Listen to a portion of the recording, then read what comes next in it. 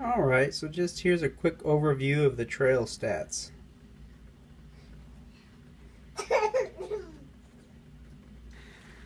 Alright, so this is what you'll see after you park coming off of Coppermine Road, coming off of 116.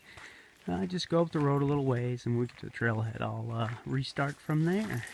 Alright, so at the fork in the road, just stay to the right. As you come up, you'll see the markers. All very easy to see, and that's it. It's the beginning of the trail, and get yourself going.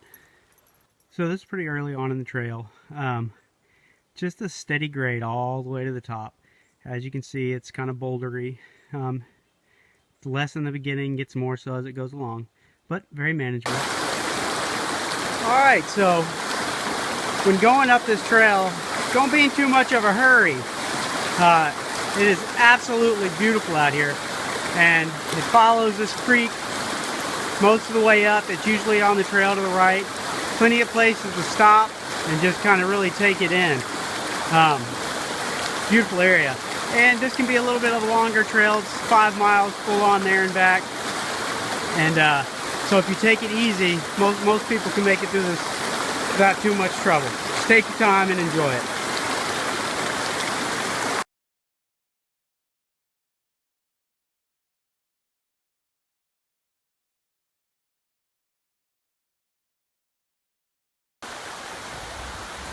Right, so your trail tip of the day is, don't be scared to turn back. If you've made it this far on this trail, and you're tired, and you've enjoyed it, and you've gone off the trail and enjoyed all the little parts of the creek, don't be scared to turn back. There's always another day.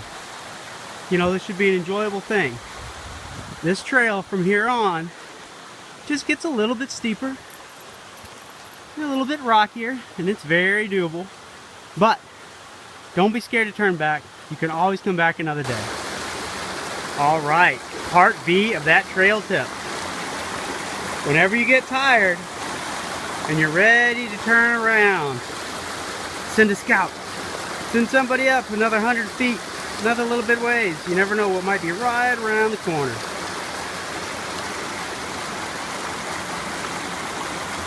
So as a lot of trails in the whites in the spring, I mean, it is called mud season up here for a reason, can be pretty wet, pretty slippery. I do recommend carrying at least one pole, if not a couple of trekking poles, on most trails in this area. Alright, once you get to the bridge, you know you're getting close. So, take a deep breath, have a drink of water,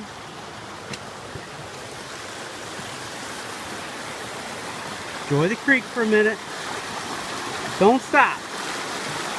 Get nice and close. Come on, buddy. So, as you can tell, that right there is ice. And it's May 1st. Now, that isn't a problem, but keep in mind, this is the whites. And up until basically right now, this trail was covered in snow and ice through a good chunk of it. So if you don't know what Catula microspikes are, figure it out and make sure you carry them when you're hiking the whites, even at this point in the season. Alright, so we're at the hut. Again, I'll put a picture up of me and Philson up here a couple weeks ago and how much snow there was. So, if you're out like it is today, where it's raining a little bit or a nice amount of snow, don't worry. Once you get up here, you can sit down and enjoy yourself, have a nice lunch.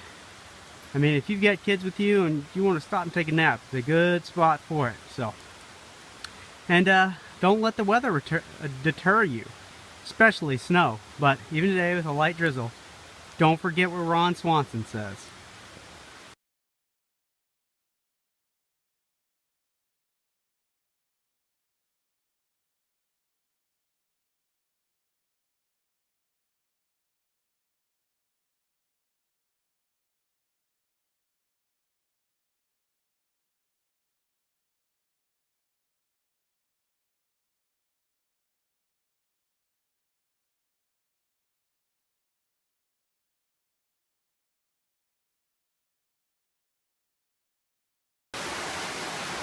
You might question yourself, is this 5 mile hike 2.5 miles up 2.5 miles back. Worth it. Well, I don't know. I guess it depends on what you're looking for in life. As far as I'm concerned, pretty well worth it.